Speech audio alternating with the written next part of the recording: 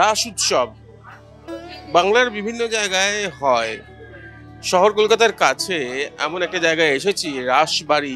সেই রাসবাড়িতে 120 বছরের বেশি, প্রায় 150 বছর চলেছে সেই রাসবাড়ির পুজো দেখানোর জন্য। আপাতত চলছে প্রস্তুতি।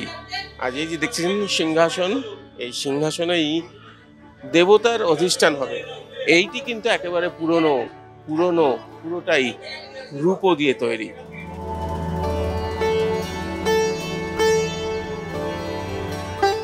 মধ্য হাওড়া ঘোষপাড়া রাসবাড়ি, পুরনো দেওয়াল, পুরনো ঠাকুর দালান, সেখানেই সাজানো হয় রাধাকৃষ্ণকে।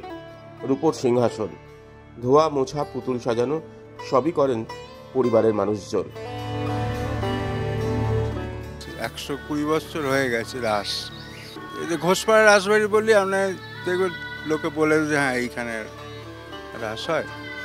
এই আর আমাদের রাসেতে মেন হচ্ছে দেখুন পুতুল নাচ। এই যে পুতুল নাচের ঘরটা আছে না, ওখানে কালকে পুতুল নাচ আসবে, এসে শুরু করবে পুতুল নাচ সকাল 10টায়, তারপর আবার বিকেল 6:30 থেকে 9:30 অবধি এরকম পুতুল নাচ হয়। খুবই ভিড় হয়। আমাদের এই ভিড়টা হয়ে গিয়ে রাস্তাতে যত মেলা আছে সেখানেই সব ভিড়টা আসলে হয়ে যায়, যার ফলে রাস্তা একটু জ্যামও হয়ে যায়।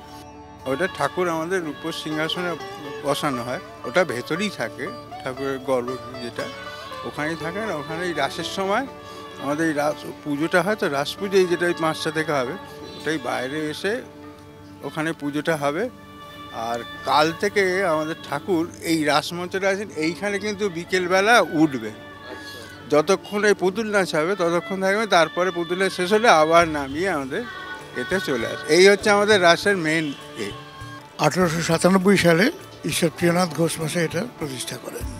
এবং এই উৎসবের মধ্যে যেটা সব থেকে উল্লেখযোগ্য উৎসব সেটা হচ্ছে এই রাসযাত্রা, যেটাতে পুতুল নাচ হচ্ছে। সুতরাং এইটার উপরেই আমাদের বাড়িটার নাম হয়ে গেছে রাসবাড়ি। এখন আপনি এখানে শুনবেন যে এটা 1 সপ্তাহ ধরে চলে, 15 দিন ধরে চলে, সেটা ঠিক না।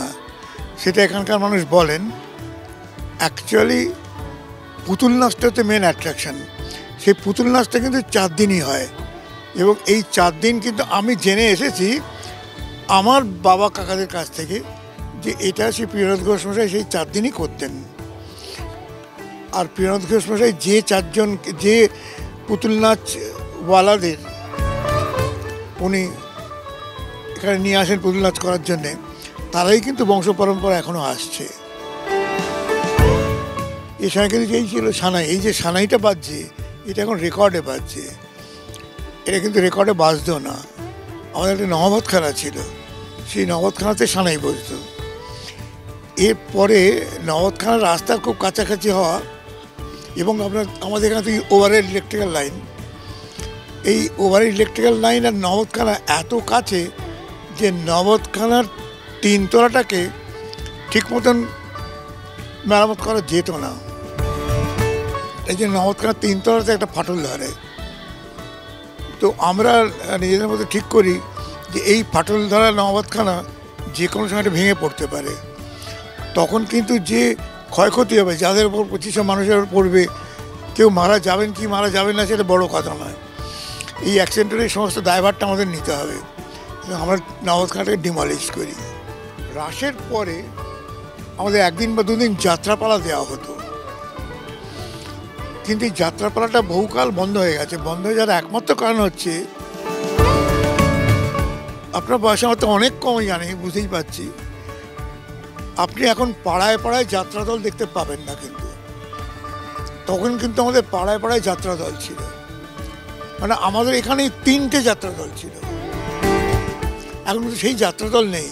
এখন যাত্রা দল যারা আছেন তারা পিওরলি প্রফেশনাল। এখন সেই পিওরলি প্রফেশনাল একটা যাত্রা দলকে নিয়ে এসে যাত্রা হয়তো করানো যায়, একটা বিরাট টাকা খরচা করে হয়তো করানো যায়, কিন্তু ওই টাকা খরচ করানোটা মানে আমরা মনে করি না যে ওই টাকাটা খরচা করে এখন মানুষকে যাত্রা দেখানোর আর কোনো মূল্য আছে বলে। সেই নিয়ে যাত্রা দেখানোটা বন্ধ হয়েছে। মানে যা প্রোগ্রাম প্রিয়নাথ ঘোষ মশাই করে গেছেন, যা যা উৎসব, যা যা আচার অনুষ্ঠান তিনি করে গেছেন, সমস্ত আচার অনুষ্ঠান আছে যাত্রা অনুষ্ঠান ছাড়া। পুতুল নাচ এখনো হয়, কিন্তু যাত্রাপালার আসর আর বসে না।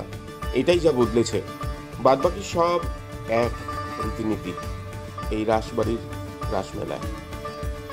প্রতি বছরের মতো এবছরেও রাসের আগে নতুন রঙের কোচ পড়েছে এই মন্দিরে। রাসবাড়ির সর্বত্র সাজানো হচ্ছে, কিন্তু খুব শক্ত চালিয়ে নিয়ে যাওয়া এখনকার দিনে বিশেষ করে। তবুও বংশের যারা রয়েছেন এই প্রজন্ম, তারাও কিন্তু হাত লাগিয়েছেন এবং চালাচ্ছেন এই রাসবাড়ির রাস উৎসবকে, রাসমেলাকে।